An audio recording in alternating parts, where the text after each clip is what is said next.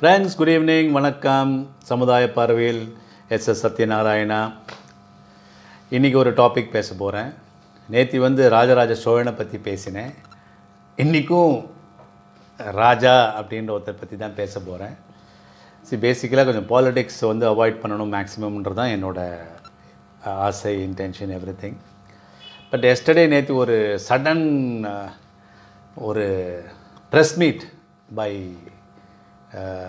Mister A ராஜாவை பார்த்தேன். அவர் அந்த ஜட்ஜ்மெண்ட்டை அவரோட வசதிக்கு ஏற்ற மாதிரி நிறையா வாட்டி படித்து ரிப்போர்ட்டர்ஸ் காமிச்சது என்னோடய பார்வை. அது உங்கள்கிட்ட ஷேர் பண்ணணுன்னு பார்க்குறேன். ரொம்ப ஸ்மார்ட்டாக ராஜா பேசுகிறாரு. ஜட்ஜு ஓபி சைனி அப்படி சொன்னார், இப்படி சொன்னார். It's imaginative story. அதனால் என்னை அவர் விடுதலை பண்ணிட்டார் அப்படின்னு அவர் ரொம்ப ரொம்ப ஆணித்தனமாக, ஆக்ரோஷமாக. ஃபர்ஸ்ட் ஆஃப் ஆல், எதுக்கு இந்த ப்ரெஸ் மீட்டே எனக்கு ஒன்றும் புரியல. அன்வான்ட் ப்ரெஸ் மீட் எல்லாம் ஆக்சுவலாக எஸ்தேசே மறக்கிறம்போது இவராக ஞாபகப்படுத்தி விட்ட மாதிரி தான் எனக்கு தெரிஞ்சுது. ஃபைன். இப்போது அவர் என்ன சொல்கிறாரு இந்த ஜட்ஜ்மெண்ட்டில்? ஃபர்ஸ்ட் ஆஃப் ஆல், அவர் என்ன மறக்கிறாருன்னா, சுப்ரீம் கோர்ட் அவர் கொடுத்த 122 லைசன்ஸை கேன்சல் பண்ணிடுது. பாவம், அதை அவர் மறக்கிறார். ஏன்? அவர் கிளியராக மக்கள் தான் முக்கியம்னு அந்த லைசன்ஸை கொடுத்துருந்தாருன்னா, சுப்ரீம் கோர்ட் ஏன் கேன்சல் பண்ண போகுது? 122 லைசன்ஸஸை கேன்சல் பண்ணியிருக்கு. அதை அவர் மறந்துடுறாரு. அப்புறம் ஜட்ஜ்மெண்ட் ஏன் அவர் அக்யூட் பண்ணாங்க? பிகாஸ் சிபிஐ விட்னஸஸை கரெக்டாக ப்ரொடியூஸ் பண்ணலன்றது தான் பேசிக். ஆப்வியஸாக எந்த ஒரு இதுலேயும் விட்னஸஸ் வரலன்னா judgement judge will dismiss the case only. Because that's the fact also. என்ன தான் பிஜேபி பவரில் வந்தாலும் 10 years, more than about 40-50 years of Congress rule, it has got their strength, or the stronghold has gone deep into various departments. So சும்மா எலெக்ஷனில் மட்டும் டக்குன்னு win பண்ணனால nothing changed to the surprise of BJP சொல்லலாமே. So இந்த 122 லைசன்ஸஸை cancel பண்ணது ஆர்பிட்ரியாக நீங்கள் எந்த நார்ம்ஸும் ஃபாலோ பண்ணாமல் நீங்கள் லைசன்ஸஸ் கொடுத்துருக்கீங்கன்றது தான் சுப்ரீம் கோர்ட்டோட ஜட்ஜ்மெண்ட். அதை மிஸ்டர் ராஜா மறந்துடுறாரு. ஓபி சைனியோட ஜட்ஜ்மெண்ட்டை என்னமோ ஒரு பைபிள் மாதிரியோ பகவத்கீதை மாதிரி அவர் ட்ரீட் பண்ணுறார். பாருங்கள், நான் உண்மை, நான் நிரபராதி அப்படின்னு அப்படியே தன்னைத்தானே சொல்லிக்கிறார். அவரே அவருக்கு சர்டிஃபிகேட் கொடுத்துக்கிறாரு. இப்போது ஹைகோர்ட் ஆஃப் டெல்லி, தீசாரி கோர்ட்டில் தான் அவரை இப்போதைக்கு அக்யூட் பண்ணியிருக்காங்க. there is always an appeal to the Supreme Court, so which is being done by the government now. அதனால் இது ஒரு அன்வான்ட் ப்ரெஸ் மீட். அவரே நானும் ஜெயிலுக்கு போகிறேன்னு மாதிரியோ, இல்லது எங்கள் அப்பா குத்துக்குள்ளன்ற மாதிரியோ, நீங்கள் எப்படி வேணால் வச்சுக்கலாம். இந்த unwanted press meet was it has actually rekindle the past. உண்மை கண்டிப்பாக வரணும்.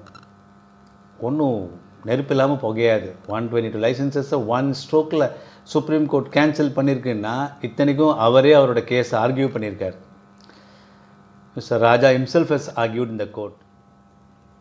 கேஸ் ஆர்கியூ பண்ணி கூட it was defeated. அப்போது there is something wrong இல்லையா? there is a prima facie evidence is there. இல்லைனா சுப்ரீம் கோர்ட் ஏன் 122 லைசன்ஸை என் மாதம் கேன்சல் பண்ண போகிறாங்க? guy with some basic law sense will understand. And also there are a lot of doubts about Mr. O.P. Saini himself, because அந்த ஜட்ஜ்மெண்ட்டுக்கு அப்புறம் lot of people criticize அவரோட பையன் பஞ்சாப் காங்கிரஸில் ஒரு எம்எல்ஏ வந்திருக்காரு.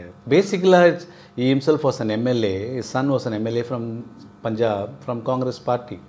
So conflict of interest டெஃபினட்டாக எல்லாருக்கும் doubt வரும். In fact OP Saini must have rescued himself. இந்த மாதிரிங்க என் பையன் எப்படி இருக்கான், நான் இந்த கேஸை ஹேண்டில் பண்ணக்கூடாது. The same judge was the person who gave bail to Mr. P. Chidambaram also. Fine. அதெல்லாம் there are a lot of doubts in the mind of people. Fine. But Raja cannot think that he is a honest man just because a judge gave an order in his favor. And that too, press meet வச்சு எல்லாருக்கும் distribute பண்ணி which is this is a temporary win for him. இல்லைனா 1.5 வருஷம் ஜெயிலில் இருந்ததுக்கு அவர் court எதுக்கே case போடலாமே. நீங்கள் என்ன அன்வான்டாக நீங்கள் என்ன அரெஸ்ட் பண்ணீங்க, why can't I sue you guys, ஏன் பண்ணல அது? ஏன்னா போட்டது காங்கிரஸ் இந்த கேஸை போட்டது, and both the parties were in alliance and they are still in alliance. So case போட்டது காங்கிரஸ், ஆனால் அதை அப்படியே பொலிட்டிக்கலாக அவர் மாற்றி பேசிக்கிட்டு இருக்காரு. 2G கேஸ் வந்து it's not the end of the road for the government and it is not a permanent victory for Raja. I hope he understands that and downplays the issue rather than fanning it further. That too, if elections are around the corner, May Mas elections, I am sure he would have got a firing from his boss for this unwanted interview. But then, damage done.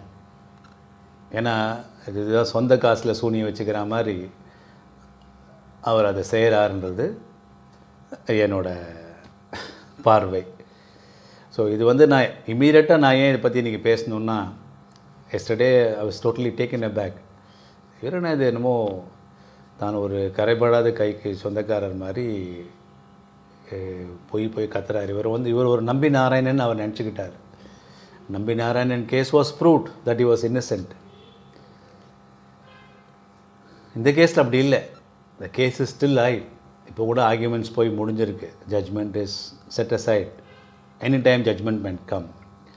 So இந்த டைமில் this was a totally unwanted press meet. I don't know, விநாசகால விபரீத புத்தி. நாளைக்கு உங்களை சந்திக்கிறேன். Like பண்ணுங்கள், share பண்ணுங்கள், சப்ஸ்கிரைப் பண்ணுங்கள். Thank you so much. வணக்கம்.